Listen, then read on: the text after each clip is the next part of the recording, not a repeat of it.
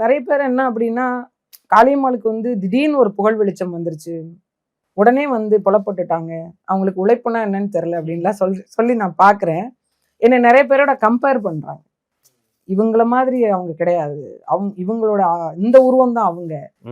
அவங்களோட அந்த உருவம் தான் இவங்க. அவங்க ஒன்றும் பெரிய அப்பா டக்கர்ல இந்த வார்த்தை எல்லாமே பேசியிருக்காங்க.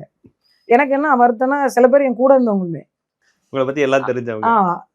எல்லாம் தெரிஞ்சவங்க. உங்களோட உழைப்பு என்ன நான் பார்த்துருப்பாங்கல்ல. ரொம்ப என்னை பத்தி டெப்தா தெரியலனாலும் என்னை கவனிச்சு பார்த்து பார்த்தா வணக்கம் ஹாய் சொல்ற மாதிரி இருக்கவங்க கூட விமர்சனம் பண்றன்ற பேர்ல அப்படிலாம் சொல்லியிருக்காங்க. எனக்கு தெரிஞ்சு நான் ஒரு நான் கருவுற்று இருந்தேன் 2015க்கு முன்னாடி 14ன்னு நினைக்கிறேன். 2013 தொடங்குற வேலை. ஒரு வருடத்துல நான் அந்த நிறுவனத்தில் வேலை செய்யும் போதே கருவுறேன்.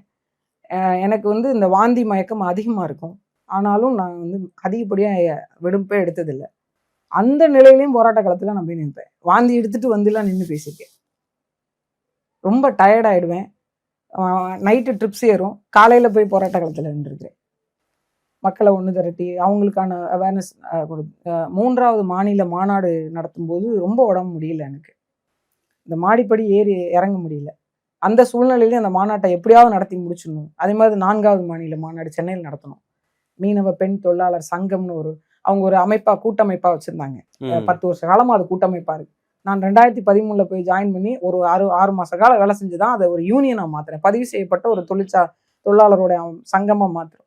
அதுக்கு பிறகு அதோட மாநில மாநாடுகள் நடத்தி ஒரு பெரிய அளவுல பெண்களை வர வச்சு அமைச்சர் பெருமக்கள் அந்த மாதிரி அவங்களெல்லாம் வர வச்சு நேருக்கு நேர் இன்ட்ராக்ட் பண்ணி கேள்வி கேட்க வச்சு அவங்களோட பிரச்சனைகளை தீர்வு பண்றதுக்கான ஒரு பெரிய மாநாடு நடத்தி முடிச்சேன்.